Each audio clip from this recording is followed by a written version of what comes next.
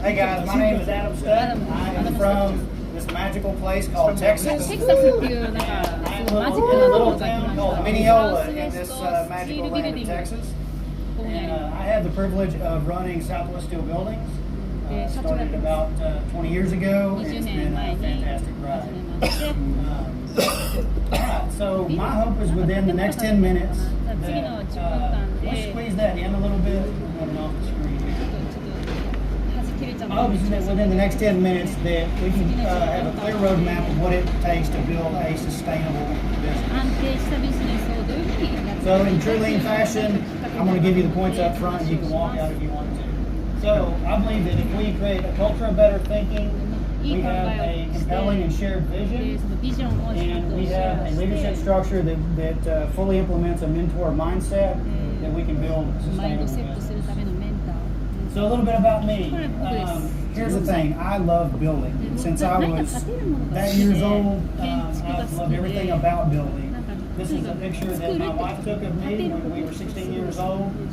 And apparently I was supposed to be paying attention to her, but I had some design in my head I had to 頭の get 中 out にいろんなデザイ and ン get があっ on てそれを書き paper. 出してる And it must be genetic because this is my で son これが at 自 3 分の years 息子 old. なんです3歳 And なんで this す was けど on a 僕の concrete 仕 floor 事 we の were 様子 on 見て and just could not peel him away from this concrete floor. Just loves everything about で僕 building, が食べ building て his るのを hands 見 and て construction. 彼もずっと So 見てる my passion for building has taken me all over the world. In 2011, I got connected with an organization called Lighthouse for Christ. They're a threefold mission. They have an eye hospital, Bible school, and a fellowship of churches. And like this one in the bottom right-hand corner, was able to go over there and help build church structures for some of these churches in the Kenyan countryside.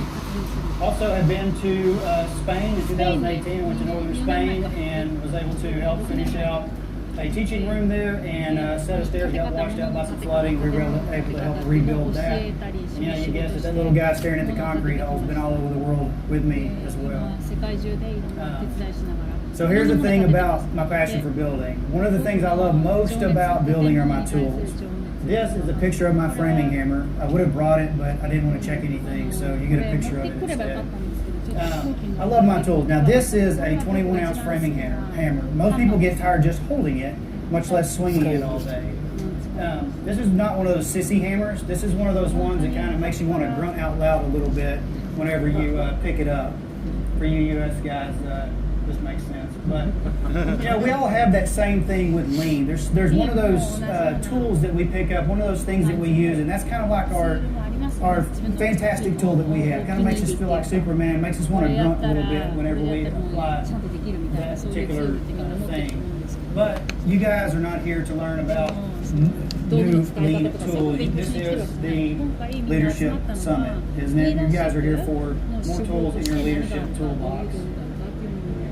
So in the line of creating a culture of better thinking, so Alexa, make my hammer go build something. And you all would say I'm pretty crazy for making that command, right? But how often do we do that with lean? Lean, go improve something. And we realize that's right. Paul said lean's all about people. So we adjust our command a little bit and we say, Bob, use lean, go improve something. And it nets about the same result as telling the hammer to improve it itself. We do not need dependent thinkers executing commands. We need independent thinkers using their God-given gifts to create better solutions. And for us in our organization, it is the challenge thinking that has led to better thinking. And better thinking comes from, in my opinion, better questions. So let me tell you a little story. This is Jeff. Jeff has been with me for 16 years. I was telling some of you guys this story earlier. Jeff's been with me for 16 years. And while Jeff didn't do anything that would have prohibited lean from being applied in our business, he certainly didn't do anything to help it. Because that new way just won't work. Anybody have any of those in your organization? Okay, I'm the only one. But here's the thing with Jeff. Jeff and I butted heads, not in a real confrontational way, but it was like, I just wanted Jeff just to try something new. And so there was one, in his particular line that he runs, he's the manager of, we really wanted to get one piece flow. We were doing batch work, and we really wanted to get one piece flow in this particular slit line he was working on, and it just wouldn't work in his mind. And so finally, after going back and forth, I simply come up with a better question. What if we just ran the experiment? And then let's let the results guide our next steps. Are you willing to at least do that? And he was like, yeah, I'm willing to do that. And lo and behold, we ran the experiment and it worked. And just that little bit of a question change, now I could have commanded him as the owner of the company, implement this thing.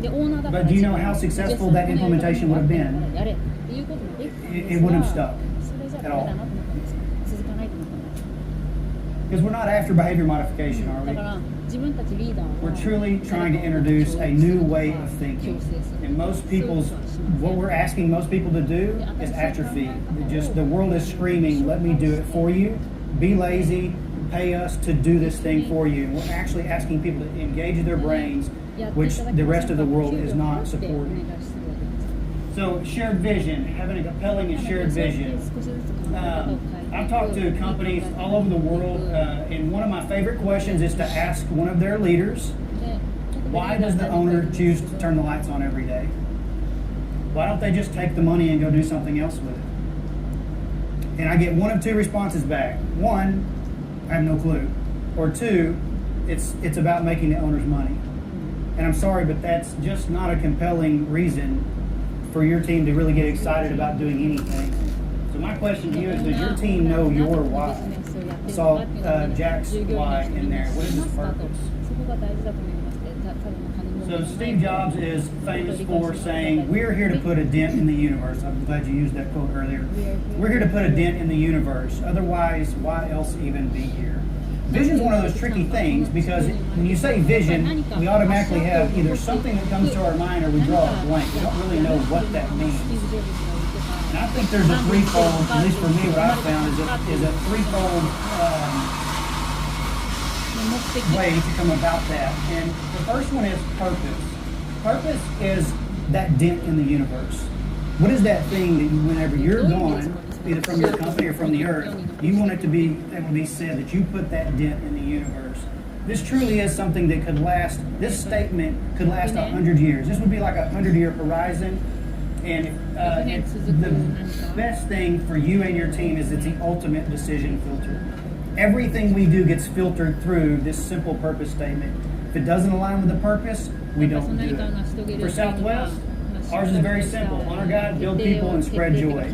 We had this long, complicated thing on the wall that nobody could memorize, nobody could really understand. It's just a bunch of words I pulled out of my head. It's like, yeah, that looks good, that sounds good. But what we did is we said, our people need to know this. They don't have to agree with it, but they at least need to know where we stand and where we're going, so they can decide to stay on the ship or get off the ship, because this is where we're going. The second is mission. Mission is that mountain to climb, right? This is that thing that whenever you get lost, you get kind of off to the side, everybody can get reoriented really quick. Has anybody ever been hiking and you lose your way? Typically it's pretty easy if you're going towards a mountain that, hey, we just need to get reoriented back to that mountain. This is more of a 10-year horizon. It's something that has a long-term motivation, because this mountain to climb is going to be tough. And it's currently impossible. If you're picking something that's possible today, it's probably not a sufficient mission. And if you've ever heard the term big, hairy, audacious goal, this would be it. For Southwest, ours is simple. Simplify the steel building business. There's a lot of quote-unquote helpers in our business that have complicated the business, and then they also charge you a fee to interpret what's going on. But ours is simple. We want to simplify the steel building business, and we feel like that's something that's a mountain that we want to climb. Not just for our own company, but for other companies, because there's a lot of companies like us out there. And then values. I've been to Japan twice, and one of the things that you see in the marketplace, but is really reinforced when you go to the grade schools, is they have an agreed upon set of values culturally that helps them operate. So what you see in the marketplace didn't start with some culture values program in that business. What it was is it started back in grade school. This was an agreed upon set of how are we going to behave as a culture. This is the today, the here and now. What are we going to do today to support our culture And then it really is the thing that binds your culture together. Because you can have a great vision statement, you can have a great purpose, but unless you have the values to support that agreed upon set of behaviors, it won't take root at all. For Southwest, ours is simple. We have a 13 principles that we teach on in every morning meeting. We pick one and we go through it every single day. We have that cadence, and we call it the Southwest way. So you have the first, you've built a culture of better thinking, you have a compelling shared vision, but there's still this lingering question. And I know this question is lingering because I've actually talked to some of you, and I know this question's out there. Will it all fall apart if I'm not the one leading the charge? And the question is, it probably will if you don't understand what it means to have a leadership culture with a mentor mindset. So this is a portrait painted of me for my first 2.5 years in Lean. Does anybody have this thing hanging up in their closet? The cape, where you go around, you fly around, do all the magical stuff? Well, the reality is, this is what it looks like to everybody else. You're just a chief plate spinner, and that was what I looked like after the first 2.5 years of doing Lean. I felt like I had to keep it all together, and the reality is, that's not a good look on any of us. So what you can do is you can set an example like this to create an enduring company, but without mentoring, you're probably going to wind up getting that. I'm going to go back to Jeff for a second. So my mentoring mindset that Jeff needed from me was he didn't need me holding his hand. He's a grown man. He can figure this stuff out. What he needed was encouragement. He didn't need a pep rally, a personal rah-rah session, and pumping him up and all that. He needed me to lock arms with him and help him to try to see a better way of thinking. He didn't need me giving commands. As the owner, I have full right to go in there and say, do this and do it this way. He didn't need me doing that. He needed me to help him see his own God-given strengths. And he didn't need me giving him answers. He needed me asking him better questions. So I'm going to tell you my mentoring mistakes. I'm going to try to make it as concise as possible. My mentoring mistakes were I took the William Wallace approach to lean leadership. And that is paint my face, wear my cape, get my sword, go out front and holler charge and hope somebody follows me. And it's not a sustainable thing at all. So here's the things that I stopped doing and the things that I started doing. So I stopped doing all the meetings. For the first year, if I was not leading the morning meeting, I was helping to prepare the morning meeting, and it's exhausting. I'm sure you guys have been there. It's exhausting. What we did is we said, hey, we want volunteers to help mentor. I will mentor you. Now you're going to go mentor and work with the person doing the meeting the next day in that prep. It took a tremendous amount of load off of me. If you have answers and you continue to give them, guess what you're going to get? Questions. So I stopped giving all the answers and I started asking better questions. We actually, something that I really was passionate about is we started a leadership development class, and it was open to everybody. So it was no restriction. Anybody wanted to come. This was an after-hours deal or before-hours deal, but I was the one doing all the prep on that. And while I loved it, it wasn't sustainable because I just didn't have the energy to do that and everything else. So what I did is I took that same time that we were doing for the leadership development class for all, and I said, I'm going to just put it into my leaders, and I'm going to teach them how to mentor. I'm going to mentor them on how to mentor the rest of the company. That's a sustainable model. And then lastly, I was focused on everything. I was wearing the cape, and I'm missing some words there, guys. Sorry about that. There you go. What I did is I allowed my leaders to take ownership of their people and their areas and let the results be what they may. Has anybody ever heard the term luck favors the persistent? This is a picture of me and my oldest son several years ago, and we had been fishing this spot for about 2 hours, and we were just about to pack it in, and he refused to give up. And lo and behold, we're just about to put it in, pack it up, and we hear this truck backing down the ramp. And what do you know? It's the local fish hatchery. And he's got a fishing pole, there's a truck full of fish. Right? Certainly put a smile on this young man's face. I would say that lean favors the persistent. Just like this gorge was cut in the passage of time, in the passage of water, if we use the tools at our disposal, all of them, the stuff you're learning about today, all of the things in our lean toolkit, but we also have to apply solid lean leadership tools over an extended period of time. And I believe if we do that and we're persistent with that over a long period of time, that just like this impossible thing was done to cut this gorge, you can cut that gorge in your own business and create that sustainable leadership model that will help the business sustain beyond you. So summing it up, culture of better thinking, a compelling and shared vision, and a leadership structure that understands the mentor mindset. I think we can build sustainable businesses. But here's my challenge to you. So show of hands, who's taking ownership of mentoring their own replacement? Great. What does that look like? What does that mean for you and your company? And I would say it's fantastic if you have your replacement figured out. Does your leadership team, are they mentoring their replacements?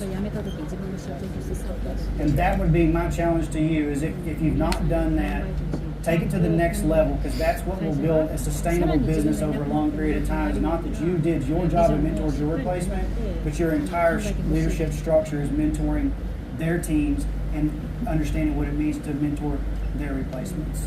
Thank you.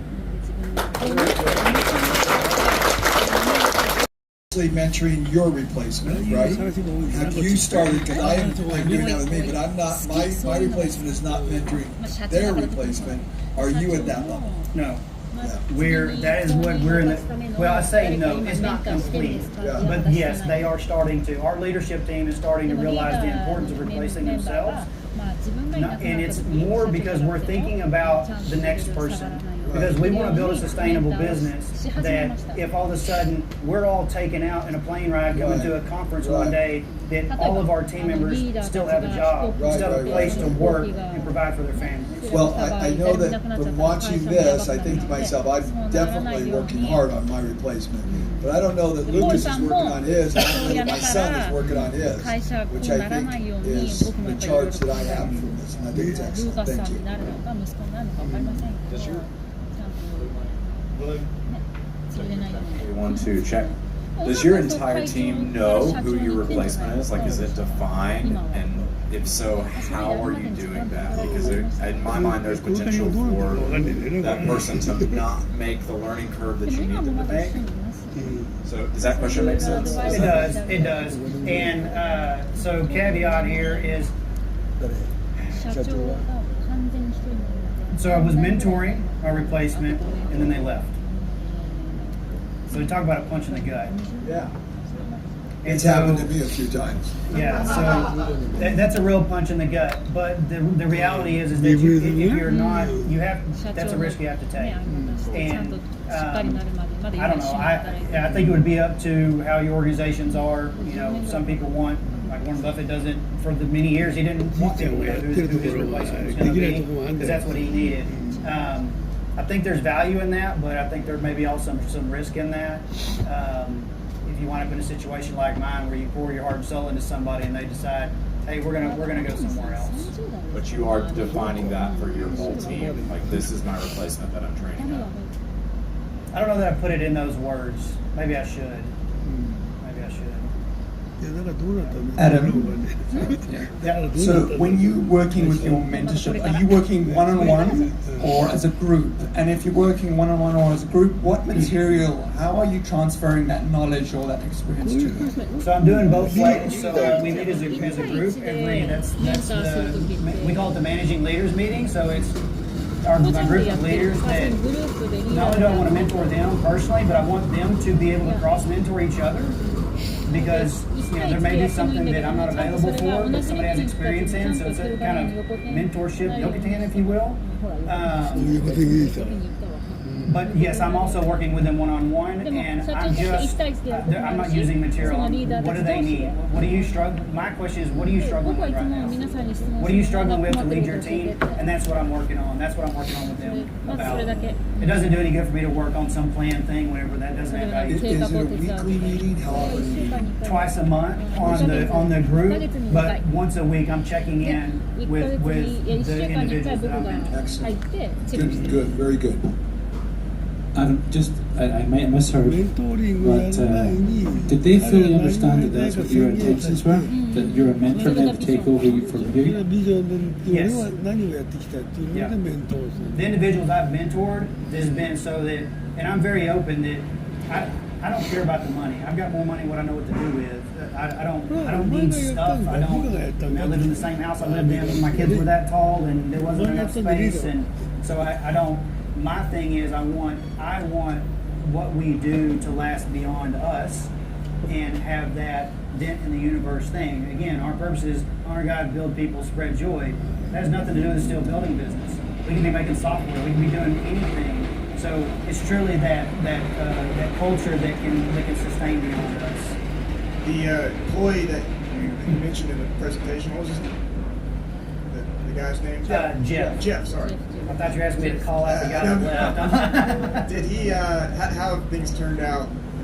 It's fantastic. It's fantastic. I called him and asked him. It's he actually in that whole process was actually getting over cancer, and about 2 months ago, he and his wife got in a major wreck, and been out for the last 2 months. And I called him and asked him if I could use his example. He said, please, because I want people to know that just because you have that old timer mindset, or one of your team has that old timer mindset, keep working with it. 今奥さん Keep working with it. Again, if he was doing something detrimental to our company, that would have been a different thing altogether. That's a cultural problem. That's not a lean problem. So, that answer your question? Yeah, absolutely. Fabulous talk, thank you. Fabulous talk. My son is my mentee, but I was concerned that he would just get my values. So I've encouraged him to get mentoring from other places. Do you have a program like that so that they're not just filled with your values and they can get a different viewpoint from other places? I don't. That's why I encourage my leaders to cross mentor each other and cross work with each other, is so that they can get similar to what you're talking about. But no, I don't have where I'm saying, hey, you're going to go work with X, Y, Z. I can kind of. If you're a little bit different situation. You know, my son is one of them. I'm actually mentoring my oldest son. So that's a different situation, because I can speak a different set of life into him than I can maybe that leader that I don't really have as much influence outside of our four walls. Does that answer your question? Richard, what I would say that we do is I've gone out of my way over the last 24 years to expose all my people to as many of you as possible. So they've traveled all over the world. They've been to Japan. I can't even tell you how many people have been to Japan, and to China, and all over Europe. We have spent an enormous amount of time exposing to people all over the world at great expense. That's what we do. I don't know if that helped. That's what we do. Fantastic. Thanks, Adam. I have a question for you. I've just started mentoring folks this year, really intently. But I'm finding that pieces of my job don't go to just one person. So I'm mentoring about 4 people with elements of my job. I don't know how else to do it, and I just want to hear your thoughts. And then don't tell Jeff that he's going to be replaced. No, I'm just kidding. I'm for pouring into people, period. I don't care what frame or that's the build people part, right? So we get to live out that function, and it doesn't matter in what. If you're going to have an interaction with somebody, we all have a 3-foot world. Wherever we're going, we have a 3-foot world we live in. And I would say whoever intersects that 3-foot world, that's an opportunity to mentor somebody. Now, to what level is going to be different, but I would say, man, if you can, once you get over a certain amount, I don't know that you can really mentor them anymore. You may be able to disseminate knowledge, but you can't really get that elbow to elbow real life mentor. It's life on life a lot of times. I mean, you're not talking about life. You're not talking about work a lot of the time. It's life stuff. まあメントーって別に仕事の関係だけじゃなくて自分の人生どうしたらいいかっていう深いところだから。Good. Thanks for sharing all your experience. It's amazing. You mentioned that you mentor someone to be a replacement, and then he ended up leaving. And I'm interested in knowing what you should have done differently for this not to happen? Do you know if there is something that you should have done differently so we don't make the same mistakes? I probably should have vetted a little bit more before I hired them. I did everything that I could, everything that I knew. This was one that he just came in and said, I thought I'd be happy doing this role, and there's nowhere else for me to go in the company, so I'm leaving. Okay, but what could you have seen? Now, let's go back to the vetting process. What do you think you might have seen? Now that you know everything.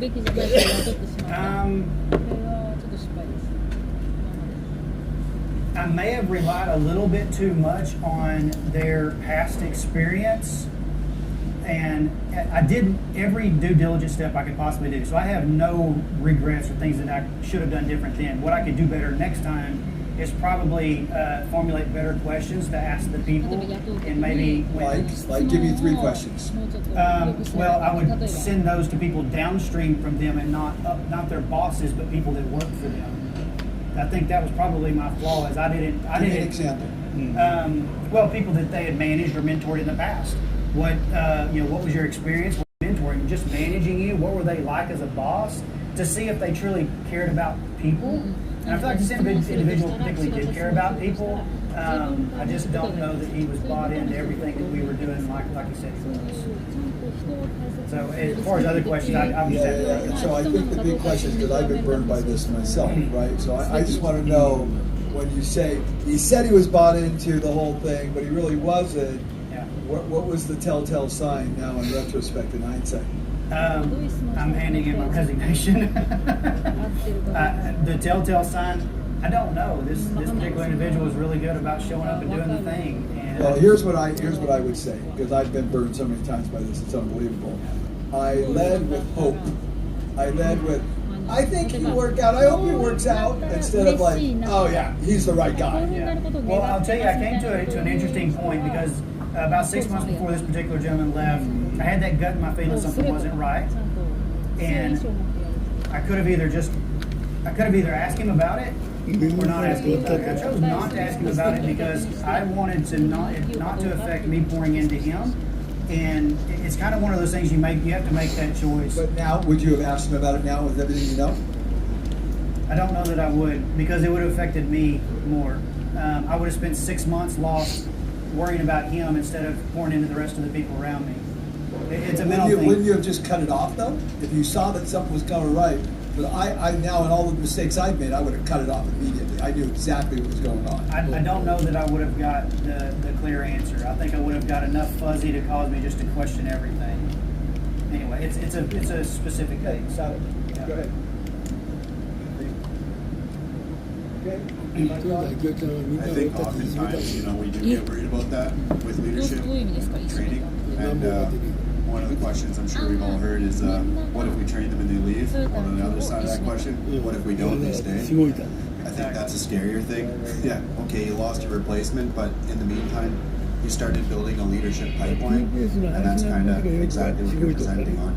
We're trying to build a culture of it. We're not trying to win on a certain horse. No, for sure. Right? We're trying to build a culture of Everybody's mentoring.